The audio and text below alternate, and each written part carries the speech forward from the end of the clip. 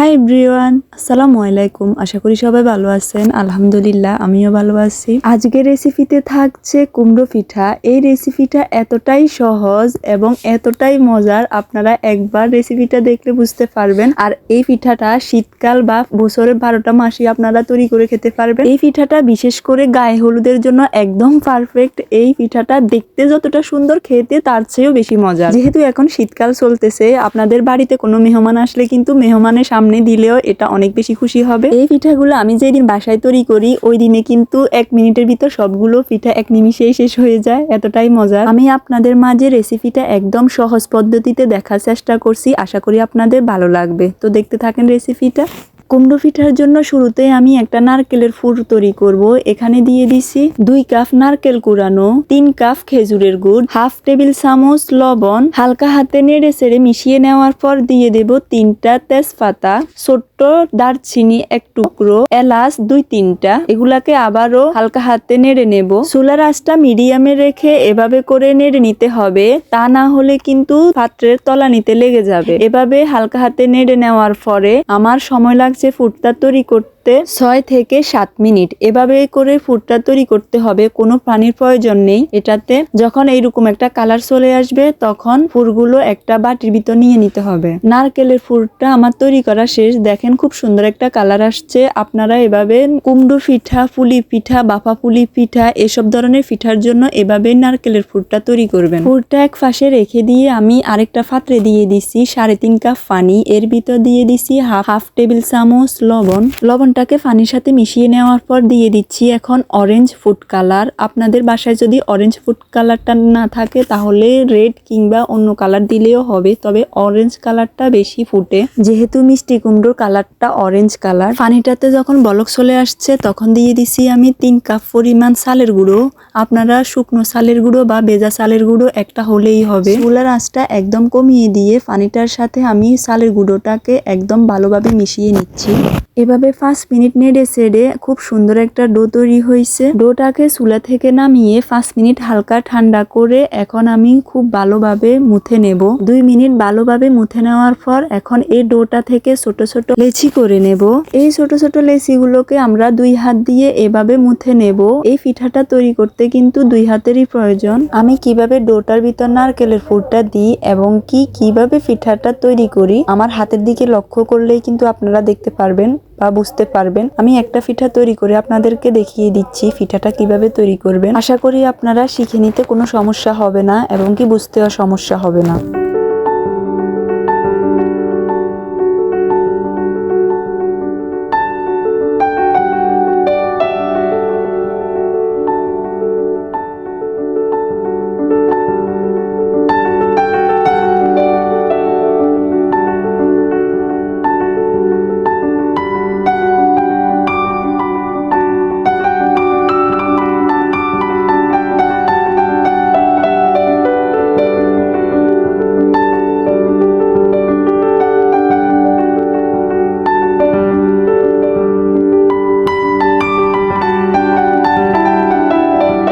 কুমড়ো পিঠার ডিজাইনটা করার পরে এখানে আমি একটা লং দিয়ে এভাবে কুমড়োর যে বুটোটা থাকে ওইটা তৈরি করছি। এটা খুব সুন্দরভাবে দেখেন কতটা সুন্দর লাগছে, একদম কুমড়োর মতো।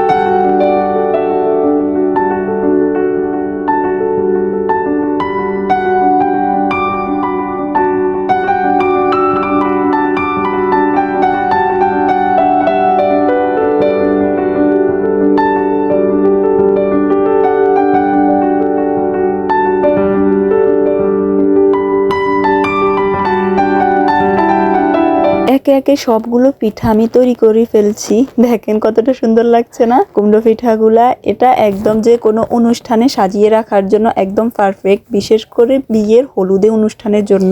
এখন আমি পিঠাগুলোকে বাফে দেব। এই পিঠাটা তৈরি করতে কোনো বাড়তি ঝামেলার দরকার নেই। আমরা যেভাবে বাফা পিঠাটা বাফে দিই বা বাফা পিঠাটা তৈরি করি, সেম একই ভাবে আপনারা এই পিঠাগুলো বাফে দিবেন। একে একে সবগুলো পিঠা বাফে দেওয়ার জন্য আমি সুন্দরভাবে বসিয়ে দিচ্ছি। আর বাফা পিঠা তৈরি করার পাত্রগুলো যে কোনো পাতিলের দোকানে পেয়ে যাবেন। পিঠাগুলো সুন্দরভাবে বসিয়ে দিয়ে আমি পাত্রের ঢাকনাটা দিয়ে দিছি। পিঠাগুলোকে বাফে রাখতে হবে 10 মিনিটের জন্য।